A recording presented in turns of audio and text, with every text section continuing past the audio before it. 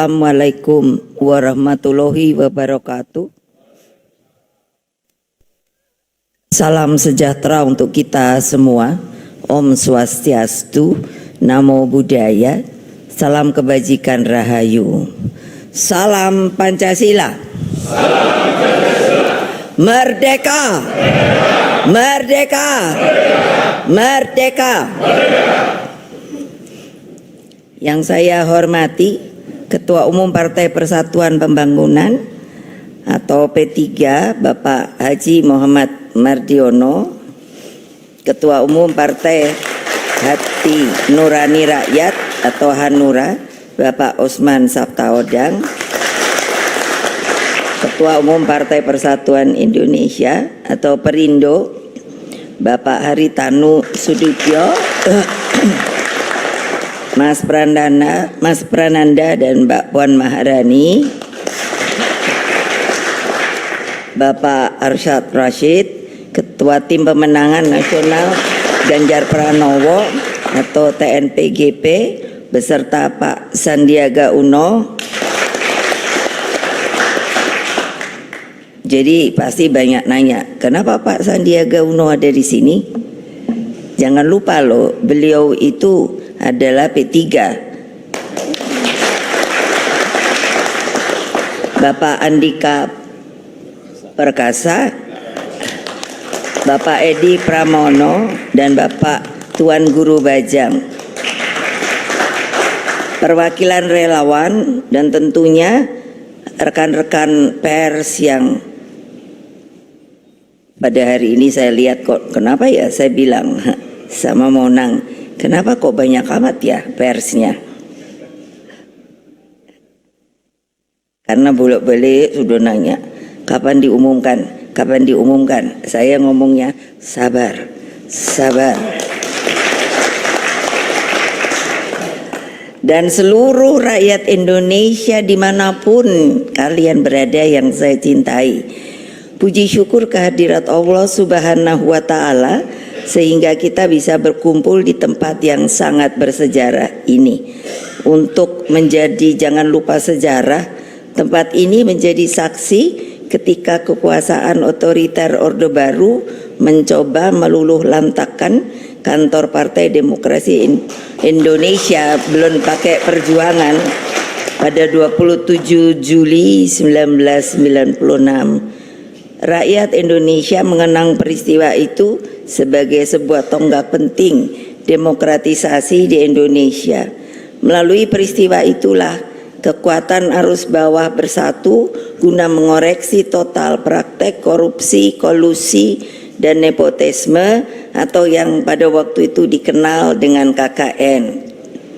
Hadirin sekalian, saudara-saudaraku tercinta, anak-anakku, Partai Demokrasi Indonesia Perjuangan dan semuanya, dalam seluruh perenungan saya, sosok pemimpin Indonesia tidak boleh membutakan diri terhadap sejarah, tidak boleh juga melupakan semangat reformasi. Karena ketika ada reformasi itu, kalau diingat, itu bukan jalan-jalan lenggang kangkung, tapi itu pun dengan yang namanya sebuah peristiwa yang penuh dengan cucuran air mata, darah, lalu semangat juang yang luar biasa. Dari sejarah kita belajar bahwa pemimpin harus lahir dari gemblengan lahir batin. Pemimpin seperti ini ditempa keteguhannya, memiliki kesetiaan pada prinsip, kokoh pada jalan Pancasila, merakyat, visioner, dan memiliki kemampuan profesional. Setidaknya telah berprestasi dalam jabatan strategis di tingkat nasional dan memiliki pengalaman konkret di pemerintahan. Ditinjau dari karakternya, pemimpin ini selalu bergelora jiwa kemanusiaannya. Hatinya mudah tersentuh oleh penderitaan rakyat. Semangat pemimpin seperti ini yang akan selalu berkobar-kobar justru ketika menghadapi tantangan. Sosok pemimpin ini digerakkan oleh nilai-nilai moral, etika, dan selalu satu antara kata dan perbuatan. Dengan berbagai harapan tersebut, cukup lama saya menganalisa dan berdialektika dalam alam pikir tentang apa toh yang sedang dihadapi oleh Indonesia tercinta kita, problematik yang dihadapi bangsa kita. Oleh sebab itu, terhadap tugas konstitusi agar fakir miskin dan anak terlantar dipelihara oleh negara, misalnya, belum sepenuhnya dapat kita lakukan di dalam masalah kesehatan tentang pencegahan penyakit menular seperti TBC, demam berdarah, diare, dan juga yang sekarang sangat memperhatikan adalah untuk upaya pencegahan stunting masih menjadi pekerjaan rumah kita. Kita juga memiliki pekerjaan rumah di dalam memanfaatkan bonus demografi di mana waktu yang tersedia hanya 13 tahun ke depan. Kita harus mulai memikirkan bagaimana untuk membuka jalan bagi anak-anak muda yang dari berumur 16 dan sampai yang mereka pun sudah sepuh umur 60 tahun masih dapat sebuah penghidupan yang layak. Pada saat bersamaan saya mencermati seriusnya persoalan akibat liberalisasi politik dan perekonomian kita yang akhirnya berdampak pada meningkatnya kasus korupsi. Berbagai persoalan tersebut saya pikirkan dengan seksama sebagai latar belakang. Saya orang yang sudah punya pengalaman hidup dan politik yang cukup panjang. Jadi saya tidak begitu mudah untuk bisa mengambil siapakah yang akan saya jadikan di kemudian hari sebagai pemimpin dari bangsa dan negara ini. Saya menerima masukan dari seluruh ketua umum partai yang hadir di sini, juga mendengarkan masukan para tokoh. Kesemuanya saya kontemplasikan siapa sosok yang tepat mendampingi Pak Ganjar Pranowo. Nah, hari ini, hari Rabu tanggal 18 Oktober 2023, saya dengan mantap kini saya telah mengambil keputusan. Kesemuanya saya tujukan sebesar-besarnya bagi kepentingan rakyat, bangsa dan negara. Karena itulah dengan mengucapkan Bismillahirrahmanirrahim, maka calon wakil presiden yang dipilih oleh Partai Demokrasi Indonesia Perjuangan yang akan mendampingi Bapak Ganjar Pranowo adalah Bapak Profesor Dr. Mahfud MD.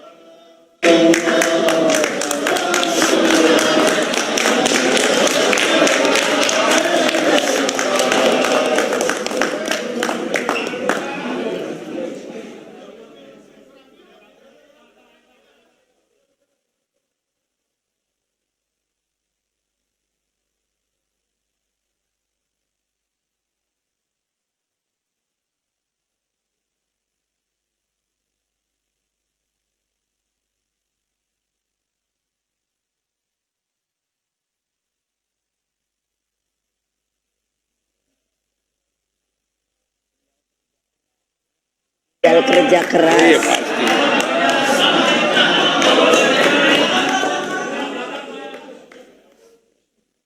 Boleh saya teruskan? Beliau sosok yang saya sendiri tidak asing karena beliau pernah menjadi ketua anggota Dewan Pembina di Badan Pembinaan Ideologi Pancasila. Jadi saya sangat bisa mengerti dari cara berpikir, jalan pikirannya.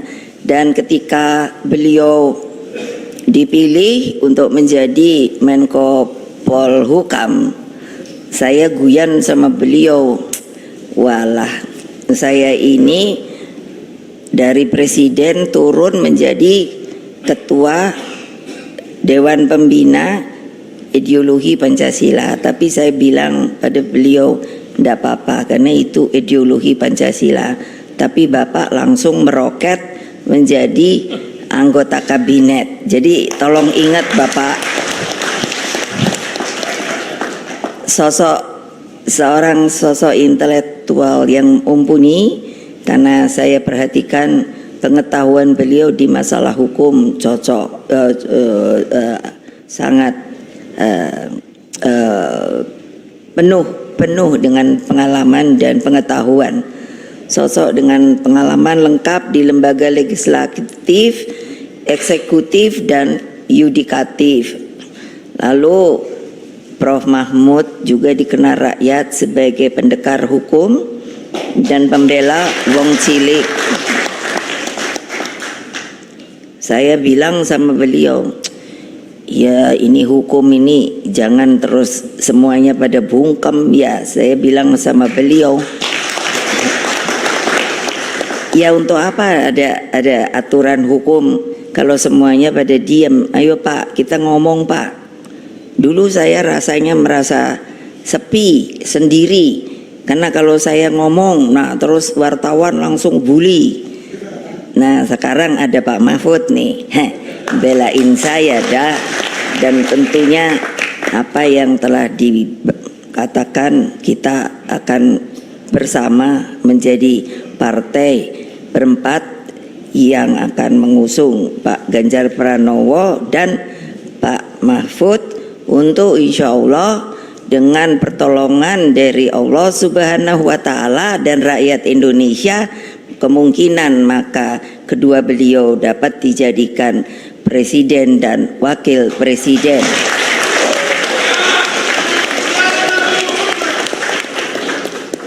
Lalu masih Pak Mahfud, jadi tampil apa adanya, jujur, bernyali, dan komitmen ideologisnya tidak perlu diragukan lagi.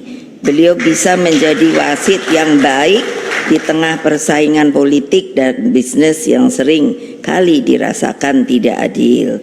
Beliau sosok yang kami tugaskan untuk melakukan reformasi sistem hukum nasional agar tampil wajah keadilan sejati. Sudah lama rakyat menunggu keadilan ini. Karena itulah kepada seluruh rakyat Indonesia kami semua mohon doa restunya. Mudah-mudahan seperti tadi yang saya katakan, bahwa rakyat dapat ikut menjadikan kedua beliau ini untuk menjadi pemimpin negara dan bangsa di waktu yang akan datang. Tapi saya tanya sama Pak Mahfud, karena kok biasanya kan kalau orang itu kerja atau apa suka apa ya, gerenengan itu apa ya, jadi suka nyanyi-nyanyi kecil gitu. Jadi saya tanya sama beliau, Bapak bisa nyanyi apa enggak? Dengan malu-malu beliau berkata, kayaknya kurang bisa Bu. Pasangan Pak Ganjar Pranowo, Pak Mahfud ini akan menyuburkan demokrasi negeri. Mereka akan bertindak sebagai sahabat rakyat sejati, insya Allah.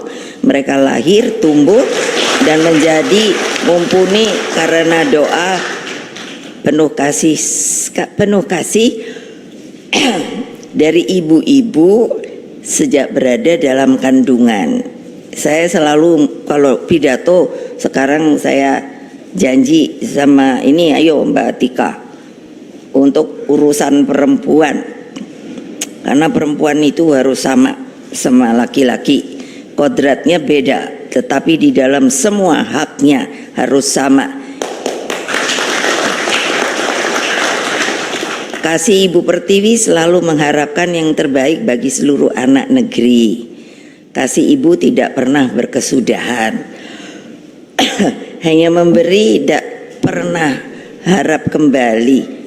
Jadi selalu bagai matahari. Nah, ini yang menyinari dunia.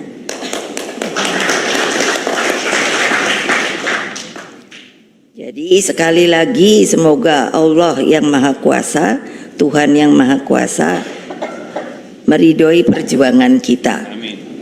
Ayo terus bergerak ke bawah, perkuat akar rumput, bertemu dengan mereka, satukan seluruh energi juang. Kita persembahkan kemenangan untuk rakyat melalui Pak Ganjar Pranowo dan Profesor Mahfud MD. Akhirnya mengakhiri sambutan ini.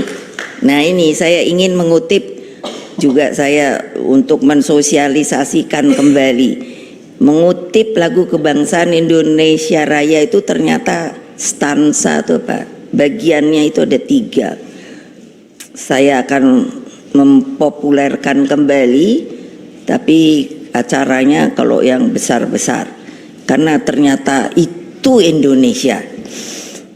Mohon maaf kalau begini, saya lagi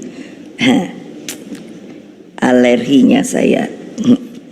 Jadi ini stansa ketiga, coba tolong direnungkan bersama. Indonesia tanah yang suci. Nah, tanah siapa? Tanah kita yang sakti. Di sanalah aku berdiri menjaga siapa?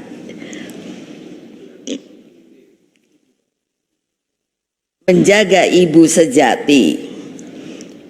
Indonesia tanah berseri. Ayo siapa mau ikut? Nggak hafal kan? Ibu juga belum hafal kok, sedang terus menghafalkan. Tanah yang aku sayangi, marilah kita berjanji Indonesia abadi. Jadi agar Indonesia suci dan abadi, pilihlah sosok pemimpin yang baik, pemimpin yang jujur, dan pemimpin yang mampu bertanggung jawab bagi lebih dari 270 juta rakyat Indonesia. Sebetulnya pemimpin itu seperti apa toh? Saya diajari bapak saya, Bung Karno. Dari mulai SD saya mulai dimasukkan pikiran-pikiran politik. Jadi katanya beliau begini, pemimpin yang sebenarnya itu adalah ketika masa krisis atau kritis dapat mengambil tanggung jawab itu untuk menyelamatkan negara kita. Demikianlah, terima kasih. Wassalamualaikum warahmatullahi wabarakatuh. Merdeka! Merdeka! Merdeka!